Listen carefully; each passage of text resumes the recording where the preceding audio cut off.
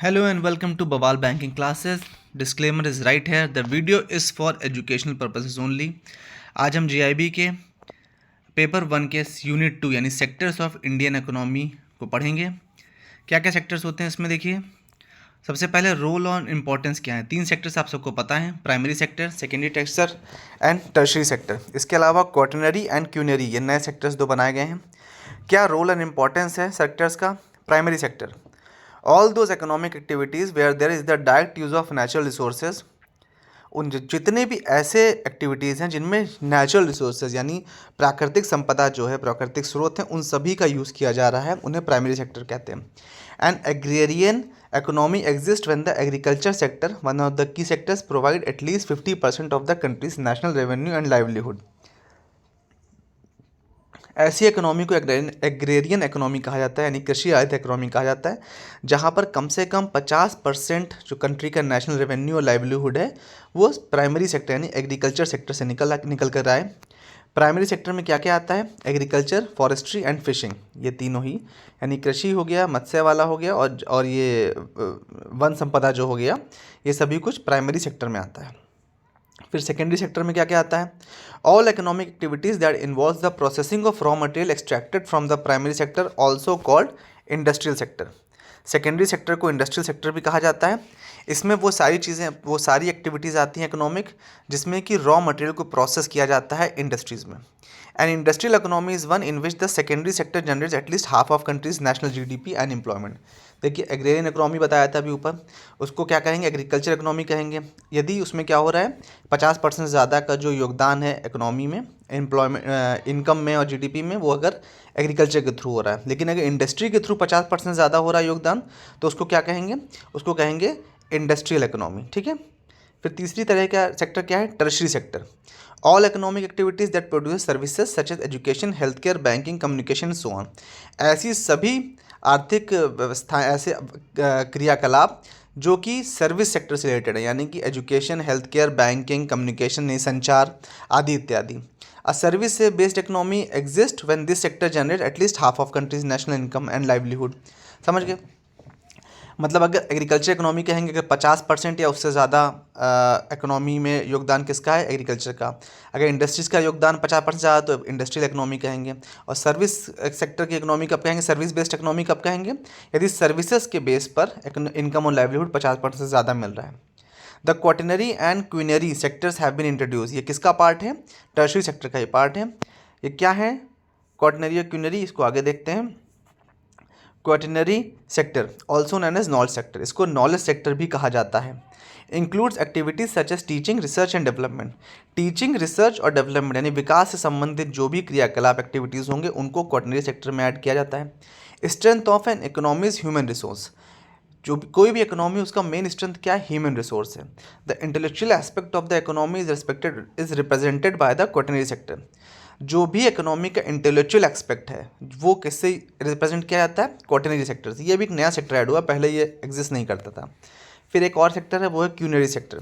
Activities इन विच की choices are made, मतलब ऐसी एक्टिविटीज़ जिनमें की चॉइसेस, मेन डिसीजन मेकिंग का काम हो रहा है, उन एक्टिविटीज़ को क्यूनरी सेक्टर में डाला गया है।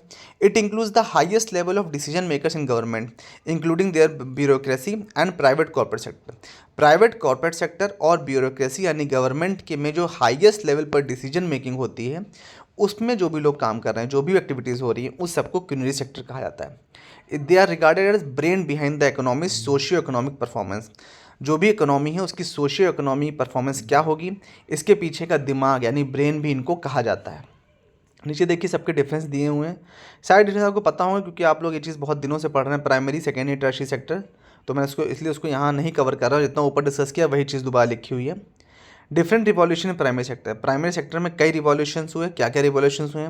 With the burgeoning population, rising wages particularly among the poor, the demand for agriculture goods has sky rocketed.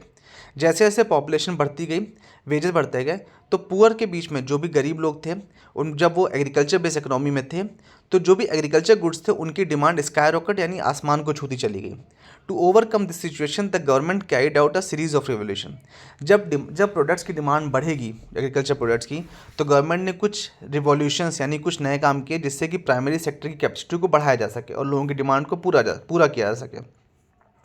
देखिए कई रिवॉल्यूशंस दिए हैं, लेकिन हमने कुछ सिर्फ यहाँ पे मेन हाईलाइट किए हैं। ग्रीन रिवॉल्यूशन आप सभी को पता है, एग्रीकल्चर से संबंधित है। किसने किया था, फादर कौन है इसके रिवॉल्यूशन के, MS स्वामीनाथन जी। वाइट रिवॉल्यूशन किससे संबंधित है, वाइट रिवॉल्यूशन को ऑपरेशन फ्लड भी कहते हैं। वाइट रिवॉल्यूशन आप याद रखिए अमूल से, white revolution, operation flood, Amul dairy, ठीक है। ये मिल्क और डेयरी प्रोडक्ट्स है, किसने किया था, वर्गीस कुरियन ने। येलो रिवॉल्यूशन किससे, ऑयल सीड्स यानी कि जो तेल के बीज हैं उससे कम संबंधित यानी सरसों से, सैम पित्रोदा इसके फादर थे। ब्लू रिवॉल्यूशन पानी की बात हो रही तो फिश एंड एक्वा हो गया। गोल्डन रिवॉल्यूशन हनी, जैसे आपको पता है शहद गोल्डन कलर का होता है, तो हनी, फ्रूट्स, हॉर्टिकल्चर सब गोल्डन रिवॉल्यूशन है। गोल्डन फाइबर की बात करेंगे तो जूट हो जाएगा। सिल्वर, देखिए इन समय मैं फादर डिस्कस नहीं कर रहा हूँ क्योंकि वो इंपॉर्टेंट नहीं है, फादर सिर्फ यहाँ पे ऊपर 3 इंपॉर्टेंट तो बता दिए। ग्रीन रिवॉल्यूशन के MS Swaminathan, white revolution Verghese Kurien, yellow revolution Sam Pitroda. उसके बाद silver fibre cotton, pink revolution pharmaceutical से कंसर्न है, ब्राउन रिवॉल्यूशन लेदर से कंसर्न है। देखिए आप जैसे कई रिवॉल्यूशन सिर्फ कलर से आपको याद हो जाएंगे। जैसे कि बात अगर सिल्वर रिवॉल्यूशन की हो तो एग भी वाइट होता है, सिल्वर भी वाइट कह सकते हैं। गोल्डन फाइबर की बात हो रही है तो जूट, सिल्वर फाइबर की तो कॉटन, जैसे याद करते हैं। ब्राउन लेदर यानी चमड़ा। रेड रिवॉल्यूशन मीट और टोमेटो यानी कि टमाटर और मीट की बात हो रही है। एवरग्रीन रिवॉल्यूशन है तो ओवरऑल प्रोडक्शन ऑफ एग्रीकल्चर की बात हुई तो फिर से MS स्वामीनाथन। ब्लैक रिवॉल्यूशन किस विषय में, तेल यानी पेट्रोलियम के विषय में। राउंड रिवॉल्यूशन यानी आलू पटेटो के विषय में। प्रोटीन रिवॉल्यूशन एक याद कर लीजिएगा, एक नया है, एग्रीकल्चर हायर प्रोडक्शन, एग्रीकल्चर में हाई प्रोटीन लेवल के हिसाब से प्रोटीन रिवॉल्यूशन लाया गया। ये टर्म किसने कॉइन किया है, मिस्टर नरेंद्र मोदी ने टर्म कॉइन किया हुआ है, ध्यान रखिएगा हमेशा, क्योंकि प्राइम मिनिस्टर का नाम इसमें इन्वॉल्व है, इसलिए इस टर्म को याद कर लीजिएगा, एग्जाम में पूछा जा सकता है। GDP contribution of different sectors नीचे दिया गया कि प्राइमरी, सेकेंडरी और टर्शरी, ये तीनों ही सेक्टर की। देखिए ये जो है आप इसमें ध्यान से देखिएगा कि 1950-51 में एग्रीकल्चर का परसेंट ज़्यादा था, फिर 80-81 में कम हो गया। उसी तरह देखिए जो सर्विस सेक्टर था वो देखिए लगातार ग्रेजुअली बढ़ रहा है, 50-51 में 33% और 80-81 में 39%। ये नीचे भी और दिया हुआ है, ये देखिए। और आज की डेट में अगर 21-22 का देखा जाए तो एग्रीकल्चर केवल इन्वॉल्वमेंट रह गया, उसका योगदान 18.6%, इंडस्ट्री का 28.6 और सर्विस का 52.8। तो आज की डेट में इंडियन इकोनॉमी को सर्विस बेस्ड इकोनॉमी कहना गलत नहीं होगा। Agriculture, this is the main unorganised sector of the economy. Agriculture जो है वो देश का मुख्य अनऑर्गेनाइज सेक्टर है, मतलब यहाँ पर इसको अनऑर्गेनाइज सेक्टर में सबसे बड़ा अगर सेक्टर कौन है तो कौन सा है, agriculture. Accounting for more than 90% of all unorganised labour. देश में जितना भी अनऑर्गेनाइज लेबर काम कर रहा है उसमें से 90% कृषि में संलिप्त है।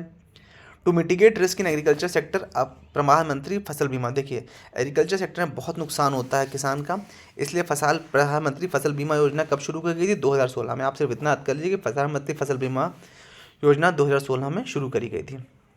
Industry, India's industrial sector is divided into 4 सब सेक्टर्स। इंडिया का जो इंडस्ट्रियल सेक्टर है उसको 4 हिस्सों में बांटा गया है। क्या क्या, पहला है mining and quarrying, manufacturing, power, gas, water supply and other utility services, और चौथा है कंस्ट्रक्शन। इन 4 हिस्सों में डिवाइड किया गया, याद कर लीजिएगा।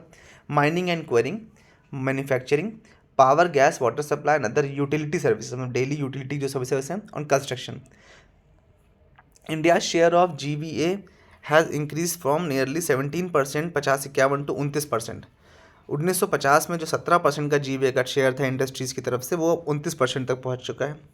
The index of industrial production measures the change in volume of production in a given year, base year 2010-11। ये जो शेयर ऑफ प्रोडक्शन है ये कौन मेजर करता है, IIP यानी इंडेक्स ऑफ इंडस्ट्रियल प्रोडक्शन, ये ध्यान रखिएगा, इंडेक्स ऑफ इंडस्ट्रियल प्रोडक्शन, ठीक है। ये मैं बहुत जल्दी जल्दी आपको इसलिए बता रहा हूँ क्योंकि ये कुछ पॉइंट सिर्फ हम लोग को याद पढ़ने हैं, सारा पढ़ने का मतलब नहीं है कोई भी। 8 industries namely refinery products, electric, steel, coal, crude, natural gas, cement and fertiliser consider core industries. Total 8 core industries. देखिए इंडस्ट्री सेक्टर को 4 हिस्सों में बांटा गया, तो हमने पढ़ लिया था ऊपर क्या क्या थी।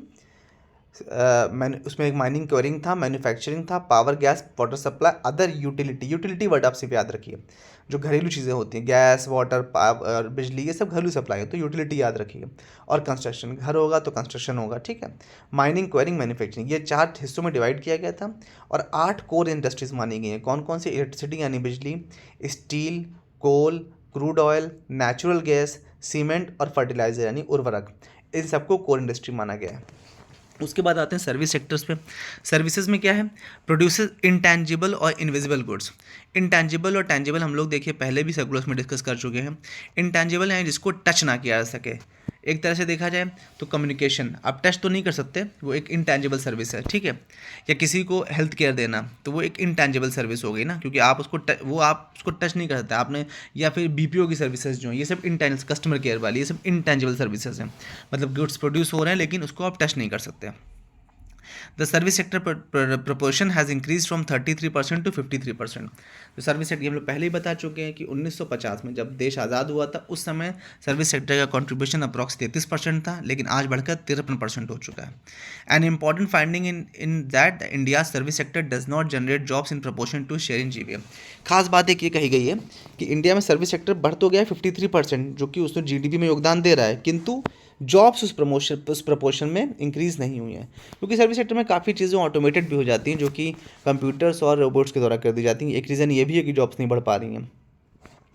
As per the world investment report 2021 by UN conference on trade and development UNCTAD, India in 2020 was the 5th largest recipient of FDI। देखिए UNCTAD की एक रिपोर्ट, वर्ल्ड इन्वेस्टमेंट रिपोर्ट 2021 आई थी, उसके हिसाब से इंडिया ने 2020 में 5वां सबसे बड़ा FDI रिसिपेंट था, यानी FDI प्राप्त करी है। Employment growth in secondary sector में एम्प्लॉयमेंट ग्रोथ इन्होंने बताई है कि प्राइमरी सेकेंडरी टर्शरी किसमें रूरल पॉपुलेशन अर्बन पॉपुलेशन कितना काम करे, मेल फीमेल टोटल, जो कि इंपॉर्टेंट नहीं है इसलिए हमने उसको अलग से नहीं देख रहे हैं। बस आप आइडिया से आपको लग जाएगा कि सबसे ज़्यादा किस में हो रहा है, कि सबसे ज़्यादा एम्प्लॉयज़ किस जगह पर है। देखिए प्राइमरी सेक्टर में सबसे ज़्यादा एम्प्लॉयज़ हैं 48.9%, सेकेंडरी में उससे कम है और सर्विस में बीच में है, मतलब केवल 27%, जबकि जीडीपी में शेयर सबसे ज़्यादा सर्विस सेक्टर का है, फिर भी एम्प्लॉयमेंट सबसे ज़्यादा एग्रीकल्चर सेक्टर में। ये ध्यान रखिएगा, थोड़ा ये कॉन्ट्रडिक्टरी स्टेटमेंट है। The manufacturing sector is known through out the world for creating mass employment for low skilled workers in the modern economy. ये भी आगे कहा गया है कि जो मैन्युफैक्चरिंग सेक्टर यानी कि सर्विस जो इंडस्ट्री है, सेकेंडरी सेक्टर है, जो वो सबसे ज़्यादा एम्प्लॉयमेंट देता है किन लोगों को, लो स्किल्ड वर्कर्स को, ये भी कहा गया है। Construction worker is the second largest employment sector in the country only after agriculture. आगे ये बताया गया है कि एग्रीकल्चर के बाद अगर कोई सेक्टर सबसे ज़्यादा एम्प्लॉयमेंट देता है तो वो कौन है, कंस्ट्रक्शन सेक्टर, यानी कि जो भी इंफ्रास्ट्रक्चर का काम हो रहा है उससे related. Sunrise sector of Indian economy में कुछ सनराइज सेक्टर यानी कुछ उभरते हुए सितारे जो हैं उनके बारे में बताया गया। The sunrise sector is one that is still in fancy but has the potential for significant growth. Sunrise sector उन सेक्टर्स को कहते हैं जो अभी भी अपने बालपन में है, यानी बहुत ज़्यादा ग्रोथ नहीं कर पाए लेकिन इनमें पोटेंशियल बहुत है ग्रोथ का, उन्हें कहते हैं सनराइज सेक्टर। कौन कौन से sunrise sector, green energy, fintech मतलब financial technology, information technology, electronics, pharmaceuticals, automobiles, ये सभी सनराइज सेक्टर माने गए हैं। और अन्य ऐसे सेक्टर जो कि आगे ग्रोथ के प्रॉस्पेक्ट्स बहुत ज़्यादा दिखा रहे हैं। ऑर्गेनाइज जैसे ग्रीन एनर्जी आप सभी को पता है कि आगे चमकने वाला है, या फिनटेक चमकने वाला है, तो ये सब सनराइज सेक्टर्स हैं। Organise and unorganise sectors, the organise sector is one in which the job terms are fixed and regular and the employees are guaranteed work. Organise sector वो सेक्टर होता है जहाँ पे जॉब का फिक्स टर्म है, जैसे कि आपकी जॉब फिक्स जॉब है जहाँ आपको हर तरह के बेनिफिट्स दिए जाते हैं, आपका PF हो, CIC हो, सब कुछ करता है, आपका जॉब पूरी तरह से अश्योर्ड है, आप फिक्स टाइम पे सैलरी मिलती है, फिक्स वेजेस मिलते हैं, तो ये आपका एक ऑर्गेनाइज सेक्टर हुआ, ठीक है। The organise sector had lower unemployment than the unorganise sector, ये भी कहा गया है। ऑर्गेनाइज सेक्टर में अनएम्प्लॉयमेंट यानी बेरोजगारी कम होती है अनऑर्गेनाइज सेक्टर के मुकाबले। एम्प्लॉयज़ पास जो जितने भी उसमें कर्मचारी होते हैं उन सबके पास गारंटीड वर्क होता है और सोशल सिक्योरिटी भी रहती है। Unorganise sector on the other hand is one in which employment terms are not defined and regular. जितना भी लेबर क्लास है जो अपने घर पे काम करने वाले रखते हैं या जो लोग सड़क पर काम कर रहे हैं, ये सभी लोग अनऑर्गेनाइज सेक्टर में माने जाते हैं, क्योंकि इनका कोई भी एम्प्लॉयमेंट टर्म फिक्स नहीं है, डिफाइंड नहीं है, और इनमें ये जहाँ भी काम कर रहे हैं ज़्यादातर उसमें से ऑर्गेनाइजेशन गवर्नमेंट के साथ रजिस्टर भी नहीं है। प्रॉब्लम्स इनमें क्या क्या आती हैं, लो वेजेस यानी कम इनके काम की दर कम मिलती है, अनस्टेबल इरेगुलर वर्क यानी जो काम के घंटे फिक्स नहीं होते हैं, कुछ भी काम किसी को भी दिया जाता है, कोई उसमें नियम कायदे नहीं चलते हैं, and the lack of protection from legalisation और trade union characteristic the industry. किसी प्रकार का कोई भी प्रोटेक्शन इनको नहीं दिया जाता है, इनके साथ कोई दुर्घटना हो जाए तो कोई सपोर्ट नहीं मिलता है।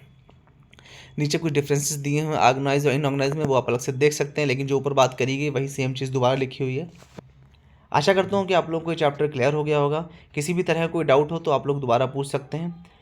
प्लीज़ चैनल को लाइक शेयर सब्सक्राइब कर लीजिएगा, अपना वीडियो को ज़्यादा से ज़्यादा शेयर कर दीजिएगा। Thank you so much.